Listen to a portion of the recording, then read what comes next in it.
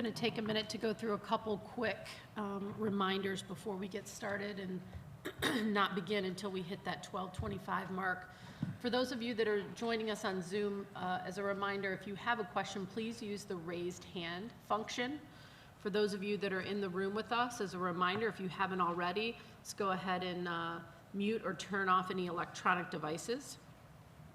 As part of the digital media hub of the NCAA, transcripts are being provided by ASAP and video, thanks to Hammond Communications.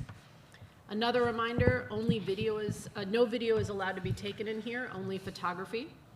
And the way that we will go through this morning's, this afternoon's press conference is once we do introductions, we'll get an opening statement and then we'll entertain questions.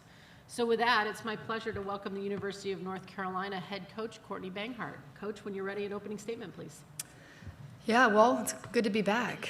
All the Greensboro people have always been so kind to us. Anyway, there's not a lot of coaches that are still getting to prepare their teams for challenge. And it's an understatement how grateful I am to be in this position. I know very well that I haven't made one shot, I haven't had one assist, I haven't gotten one rebound.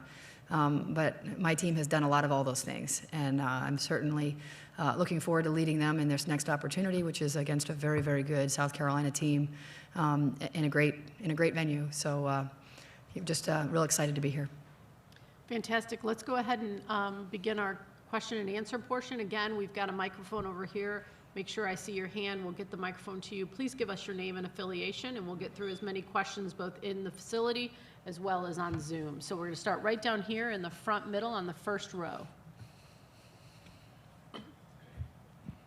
Gabe Ebram, her hoop stats. Coach, after the Arizona game, you talked a lot about 5-on-5 basketball and making sure that you did that. I think Miami did a similar strategy, excuse me, in their last game. Do you take a lot away from that last game, and how have you still been harping on that 5-on-5 idea? Yeah, I mean we've been 5-on-5 all year. That's the beauty of our game, is it's one of the very few sports, if only, that you play both sides equally. So to be playing late in March, you've got to be a two-way player and a two-way team. So as much as we have to focus on ensuring that we make South Carolina's job to score difficult, we also have to generate good looks for ourselves on offense. So we're really breaking the game down to both sides of the ball and putting ourselves in the best position versus a very good team. We'll take our next question from the middle here in the fourth row. Pete Iacobelli, Associated Press. Courtney, obviously you've watched tape of South Carolina now. What's going on with their defense there? Is it just they seem to be playing at a different level right now? Yeah, I mean, they're just playing with great energy. I mean, their bigs are meeting screens. They're playing out in the perimeter more. They're using your length. They're shrinking the court with their length and size and physicality. And then their guards, I mean, they're getting right on your hip and making things difficult, both with the ball and without. So yeah, their defense is, with how it's so easy to talk about their athletes. It's so easy to talk about their spurtability. It's so easy to talk about, Aaliyah Boston. And you're right, their defense is underappreciated. They're great on that end as well. It's one of the great teams in women's basketball. Take our next question from right here in the middle, second row. Lindsay Gibbs with Power Plays. Coach, last time you were in Greensboro, didn't quite go as you wanted. How did you regroup with this team and to get ready for the NCAA tournament, make it back to Greensboro for the There you go. Yeah, I think the last time we were in Greensboro, we were playing against another top 25 team who played really, really well, and we really didn't. So what we did was we showed, the defensive breakdowns in particular. I thought we played with the least accountability we had played all year. And after the game, I had told them, that it's the only time all year that I thought we beat ourselves. And that's a sign of a very, very good team. And that the next time we play, which will be against somebody somewhere, which ended up being SFA in Arizona, we're not going to beat ourselves. It's going to take a very good basketball team to beat us. And they responded. It has nothing to do with Greensboro. I have great affiliation with Greensboro, that we didn't play well. This particular team just didn't play well the last time we played here. But that was more to do with, I don't know if it was fatigue or if it was eyes ahead to the next thing, which was possible. At that point, we knew we were really in that host or not host hunt. And yeah, we just weren't focused on the right things, but we got back to where we needed to be. Take our next question all the way to our left. Hey, Matt Dowell with Watch Fox in Columbia, South Carolina. Coach, I'm interested. It's interesting because you guys were the last second-round game to be played, but the rest of the region won their games on Sunday. So I'm just wondering, what has rest and relaxation been like and recovery been like for you guys when everyone else has kind of had a 24-hour head start? Yeah, it's a great point. We were the last game of the second round, and we're the first game of Sweet 16, and we had a 3,000-mile travel day in the middle of that, right? So rested is, it's very rare you get to talk about inexperience being an advantage, right? So everyone starts COVID seniors this year. I start 4 COVID freshmen, and maybe that's a good thing because they don't seem quite so tired as I am.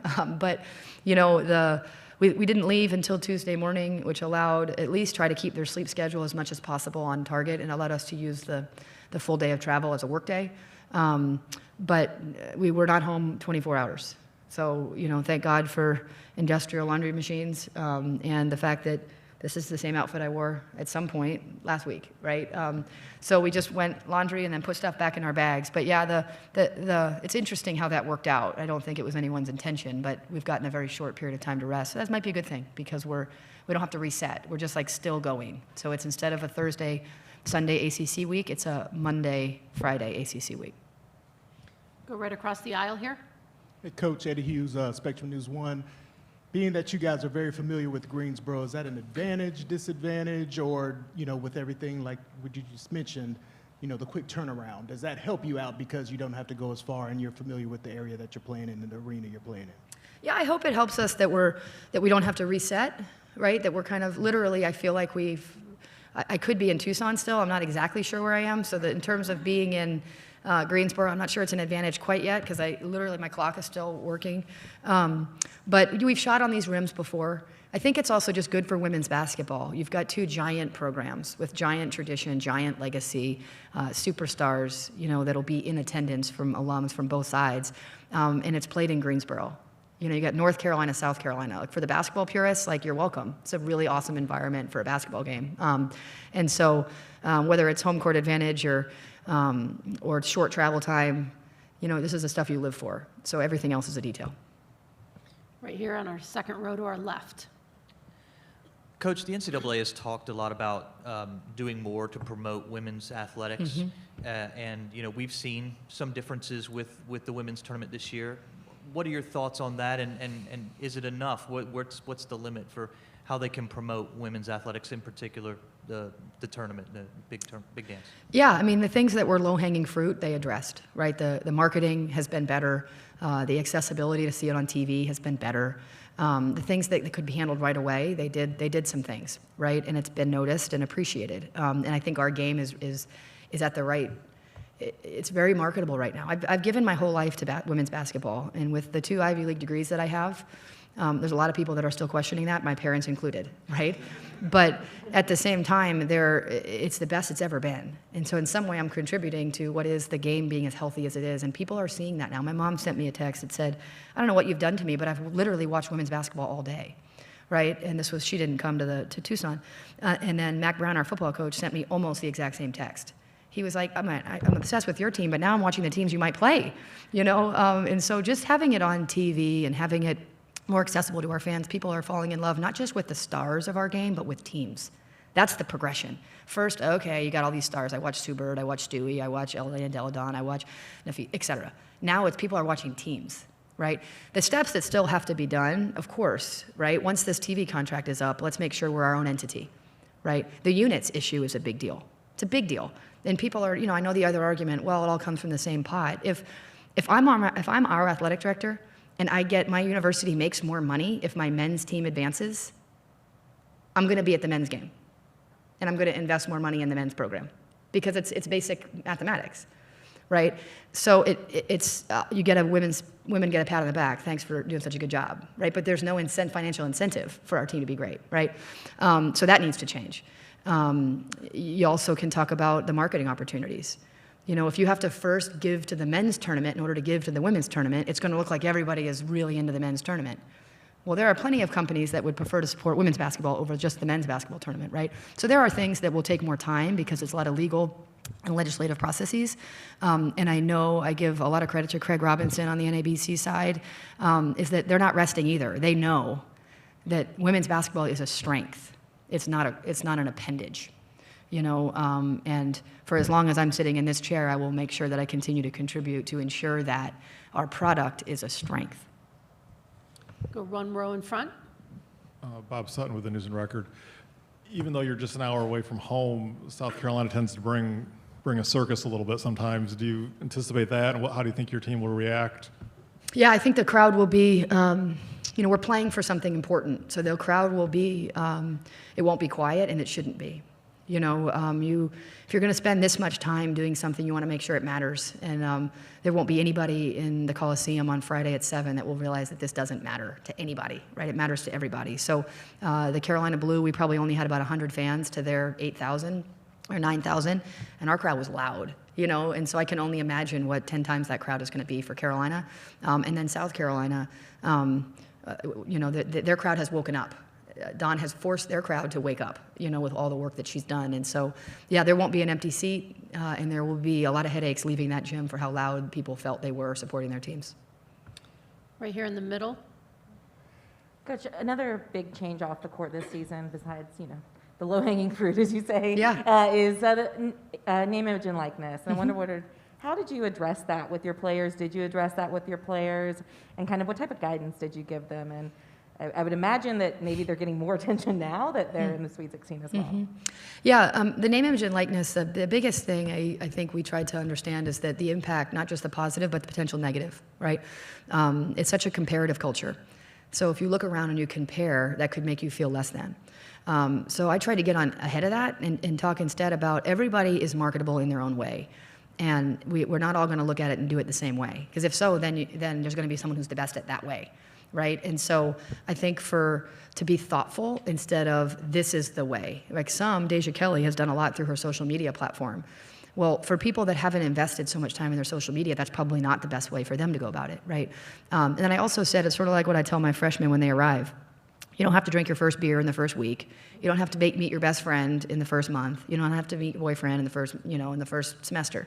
Like, ease into this thing, ease into this thing. And so I think the same thing about, about the NIL. Like, let's ease into what you want your impact to be, and how you want to connect it to your identity.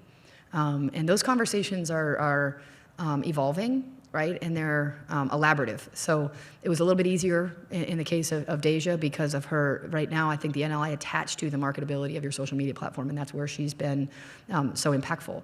But we have other athletes that are going to be really powerful in their own way and have been, and that's something we're going to sort through.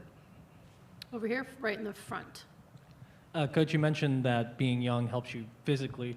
I was wondering, does it help you mentally at all, just like with the crowd noise, like you're not going to come, it feels like your team doesn't come in scared at all. Mm-hmm. Does the youth help with that? I think the great thing about our team is that we're youthful on the scout, right? I always show, like, when we do our personnel scout, it's like, I can't tell you how many times the other team has 4 to 5, like, look at NC State, right? They're all COVID seniors, right? Or they've, as I tell them, some of their rosters are older than I am, it feels like. But our guys have just, I told them that story's been told, we're not going to keep telling it, right? So if you, I was saying this in December to them when we started league play, if you worry about what you're not in life, that's really sad, right? You've got to focus on what you are. And so I don't think my guys feel young. I guess you can ask them. I think instead they feel like they're a really good team that has had to continually prove that. We've lost to 4 teams all year long, 4. And one of them is a 1 seed. We lost to them twice. And then we've also beaten a 1 seed. We've not lost to anyone outside of the top 25. We've beaten, of course, plenty in the top 25. Our margin of victory is 6th in the country. We're a really good basketball team, and we felt like we wanted to show that if we went undefeated in non-conference. We wanted to show the league that. We felt like we did show the league that. We were picked 7th and finished 3rd. And then we thought we'd be hosting and weren't, so we had to prove it, and had to prove not with I told them, 1-point win doesn't get you anything, right? You got to go hammer. And they did that, right? So this is just a really good team. And so, yeah, they're young. The good thing is I don't think they're worried about what they're not. I think they're focusing on what they are. Good time for 3 more. We're going to start back here.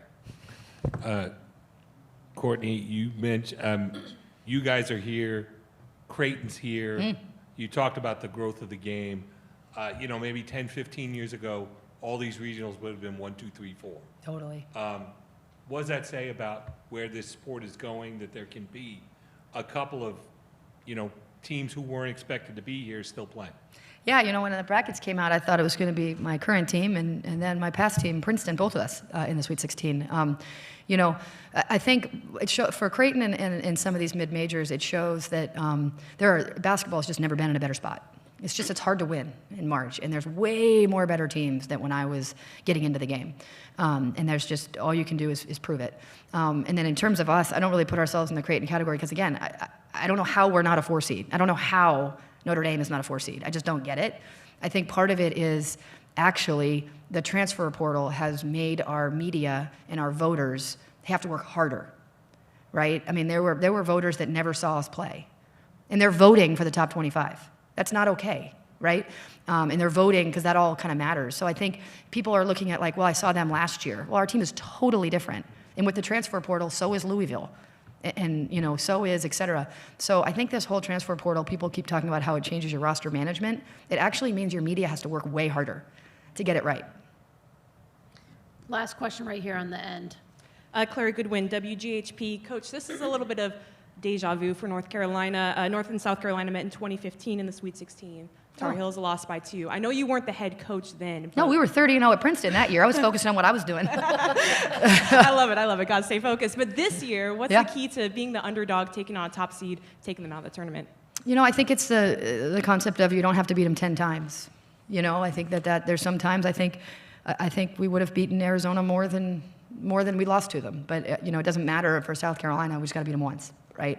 We scrimmaged them to start the year, so we've gotten our hands on them a little bit, and we've seen them, and we've been up and down against them. And so, but you guys wouldn't believe a word I said if I came up here and told you I don't think they're very good. It's an excellent team, and they're a testament to the growth of our game and what Don's done, and we're excited for the opportunity and a chance to show how good we are too. Our game plans will be curtailed to our strengths. And as will theirs be. I know Don well, and I know our staff well. They don't think we're bad, so they will be prepared for this game. I know that. And so what a great opportunity and what a great experience for the fans, the media, and the country. Thank you very much. Have a Thank great you, Amy. afternoon. All right, thanks, guys. We'll take just a couple minutes here, reset, and we'll be joined by North Carolina student athletes.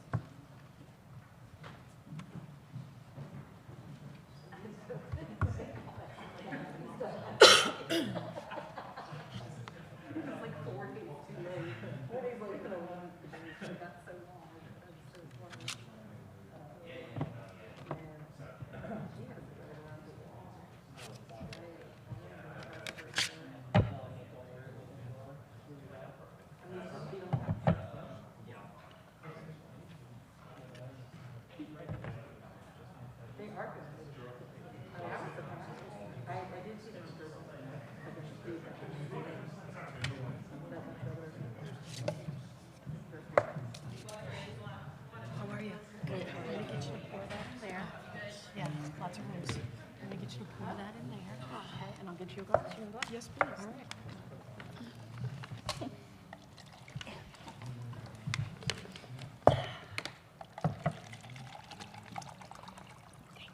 you.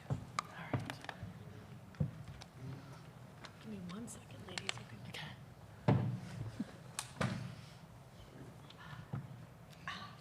All right. We're going to go ahead and get started here in a second. As a reminder, once I do introductions, we will go ahead and entertain questions. Got about 15 minutes. We'll take all the questions that are here inside the auditorium first, and we do have an audience on Zoom. If you have a question, please use the raised hand function. And we will go ahead and do introductions here. I'm pleased to welcome to the dais University of North Carolina student athletes, Alyssa Usby, Carly Littlefield, and Deja Kelly. Questions? Start right over here on the far left. As a reminder, let us get you the microphone. Give us your name and affiliation and who your question is directed to. Aaron Beard with the AP. This is for anyone who wants to answer it. You've played in this building before, so there's familiarity to it. How much value is that when you're going into a tournament and at least you have an understanding of what it's like to play here? Everything from sight lines to the comfort of knowing the locker room even. Deja, let's start with you. I think that's super valuable to us because, you know, we know the gym, we know what the basket feels like, or how to shoot in the basket, the locker room, just the whole atmosphere. We're familiar, so I think that definitely helps. It won't take us too long to get used to it once we have shoot around. Carly? Yeah, I just echo what Deja said. I think it also is valuable that the result we got here last time isn't what we wanted. So we're kind of coming out here with a little bit of a chip on our shoulder. I will also say that having to bus here, just 1 hour quick trip, was very valuable. We had a long trip to Tucson, so that was really nice to be closer to home. Alyssa? I think a great thing is being close to home because we can have all of our fans travel out. And so I'm sure it'll feel just like a home game, which in a lot of cases it is a big advantage. We're going to take our next question from right here in the center, first row. Gabe Ibrahim, Her Hoop Stats. So, Coach just mentioned, like, you guys have had to prove yourselves over and over again. I just wanted to hear from you guys, like, how do you feel about having to prove yourselves and kind of people doubting, you know, your stats, your performances this year? Alyssa, you start for us this time. Yeah, I would say that when we accomplish something like making the Sweet 16, people are surprised, like, oh my gosh, great job. And we're kind of like, yeah, we knew we could be here. We knew how good we've been since the summer. And so now we're just waiting for other people to catch on. Carly? Yeah, I come from that mid-major background, so I've always kind of had that chip on my shoulder, underdog mentality. So I enjoy it, and I think it drives our team even closer together and to work even harder. Deja?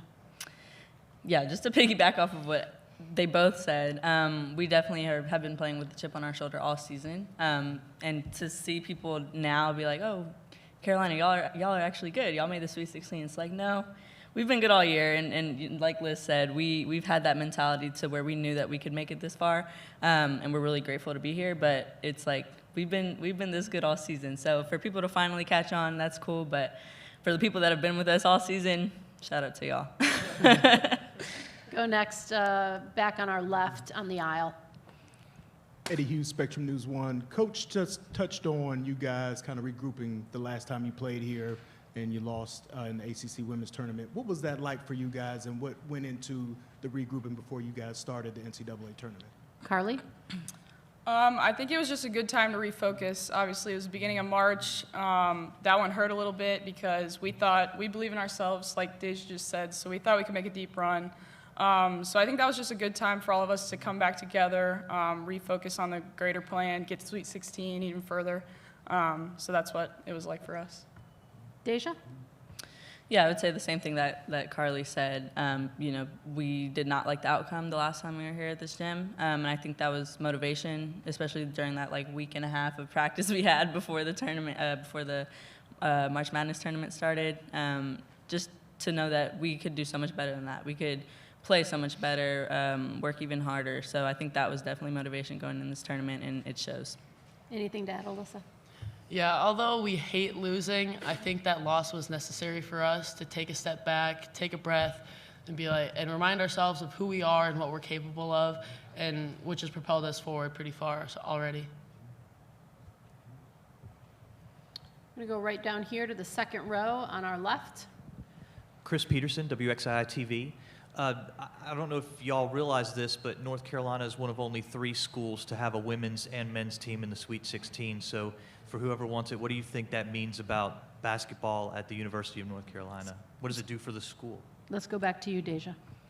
It means so much. It means so much to us as a university. I think just as, you know, in the athletics program, I think that's huge to have both your men's and women's basketball team in the Sweet 16. That just shows how much work we put in. And then it also shows how much we support each other. You know, you see everyone is just like, congrats to both the men and women's, like we're receiving the same amount of support. So I think that's pretty huge, especially for us as women, because, you know, it's been known as like the men's basketball school for a while. So for them to see that, you know, the women's team is just as good, and that we're both thriving and we've been thriving all season, I think that's huge for our university. Alyssa, anything? Yeah, it's been a special moment to share with our men because we're pretty close with our men's team. So it's really nice to share in that commonality of that grind that we've all been on for so many years of our life, and especially at the collegiate level where it takes another big step up. And it's just really cool to be able to congratulate them on a similar award, similar step in the tournament that we've been taking. Anything to add, Carly? I'll just echo that it's surreal. I don't think it's truly sunk in yet that we're both in the Sweet 16. But I'll just say when Coach was recruiting me the second time, she said, come on down to like college basketball heaven. And so she was right. It's college basketball heaven, 2 teams in the Sweet 16. Go right here to the middle on our left. Bob Sutton with the News and Record. Deja, why do you think it took so long to kind of stop flying under the radar? You mentioned you guys knew all along that things were in good shape. I think the main talk was, people didn't know how we would do in the tournament. I think that was kind of the talk all season for us, and we were just like, we'll just keep. We kind of just kept our heads down and just kept pushing all year. Just kept trying to prove, what we were about, how we were playing, how good we are, but never really letting it phase us, never really letting it affect us. And we're like, we'll just show them, once March comes. And so we were really excited coming into this tournament. I think that was definitely motivation for us to kind of just, on this huge national stage, to finally show people what Carolina basketball is about. And like I said before, for people to finally catch on is exciting. And it's like, but we've been doing it all year, so. I'm going to go to AB over here on the aisle. This is for Alyssa. Obviously, with what Courtney pointed out, that you guys have only lost to 4 teams, you've beaten a 1 seed. Confidence isn't a problem for this group. Is there extra confidence gained from winning on the road like you did last week, or is it just more of the same and it doesn't really change that part of it?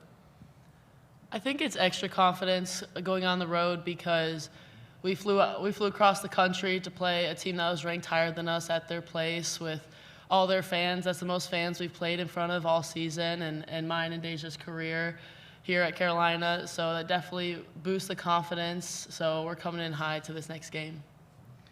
Go right here in the middle, second row. Hi, Lindsay Gibbs with Power Plays. I wanted to ask a little bit about off-court and the name, image, and likeness this year. Deja, obviously you had a big social media platform and have really taken advantage of it. I'm curious what your approach has been when looking for deals and accepting deals. And listen, Carly, also with you two, just how, without coming into the season with that big of a social media platform, how have you approached NIL and what are you looking to gain from it? Deja, start us off, please. I would say my approach is just performing on the court. I think a lot of that comes with your basketball performance. So I really, my agency has done a really good job of not letting the two intertwine and not let it distract me from my play. And I've done a really good job as well as kind of separating the two. I know that a lot of the deals come from the basketball side and how I'm performing, but not letting that, kind of distract me or override my focus or anything like that. So I think that my approach has been pretty good all year, and if the deals come, the deals come. Carly, your thoughts? Yeah, I just think NIL is a great opportunity for everyone, and obviously being at such a big brand as Carolina, I've had the opportunity to take advantage of some local deals, and so I just think it's been a great opportunity for all college athletes. And Alyssa. Yeah, I've also been able to take advantage of a few local deals. And I know, and for the rest of our team, we just keep our heads down and keep working. And those NIL deals, like Deja said, will come. And we're just really grateful that this opportunity was opened up to us this year.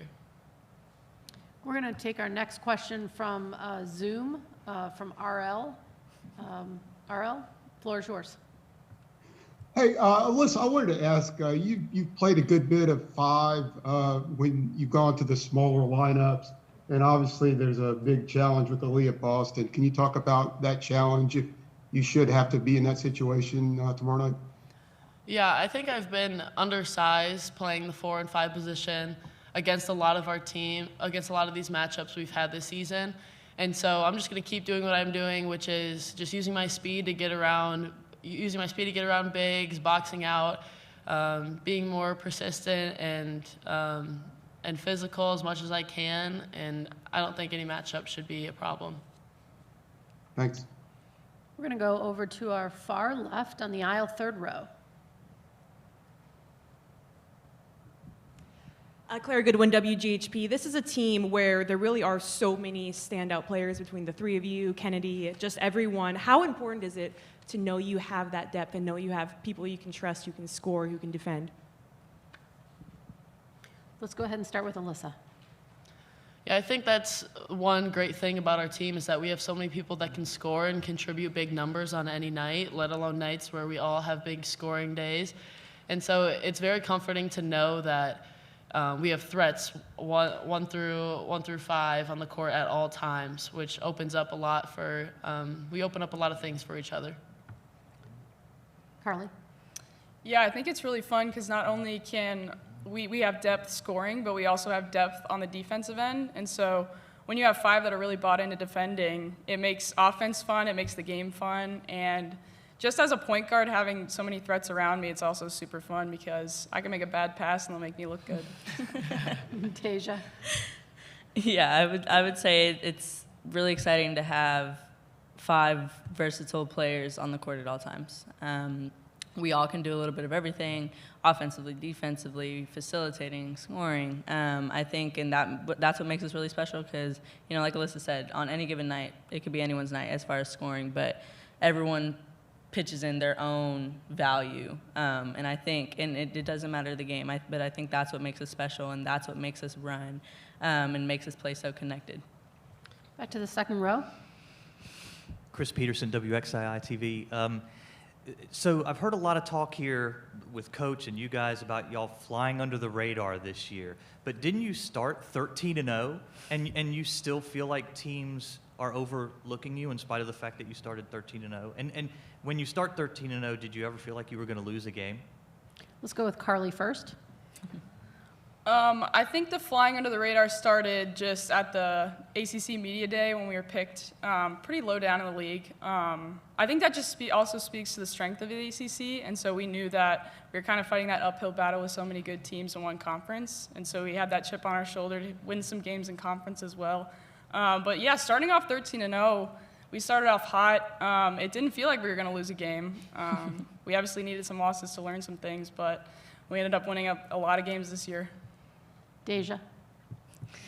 Yeah, starting off 13-0 was definitely exciting for us, and I think people were still like, oh, you know, I think their excuse was, oh, they're not playing anybody, they haven't played in the ACC yet, and I think that's why we were still kind of being overlooked, even though we were 13-0. So at that point, we were like, okay, from here on out, we're just going to put our heads down, we're going to play how we play, we're going to go out and keep winning some games, and then maybe later they'll catch on, but I don't think we were really, you know, we didn't let that bother us too much because we were like, okay, you know, even though we went 13-0, people are still kind of questioning our ability and how good we are. And I think that with us just putting our head down and just keep playing and keep playing so well like we did, especially in the ACC.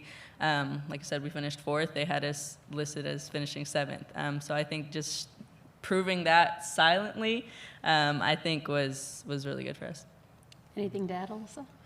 Yeah, I would say that I think flying under the radar helped us a lot this season because we just kept going back to work, like Deja said, keeping our head down, did all the work in the darkness and letting the success shine. So it's been really fun having kind of like those little doubts because then we have that chip on our shoulder and we just keep going back to the gym and keep working harder. We're going to go back to Zoom for another question from RL.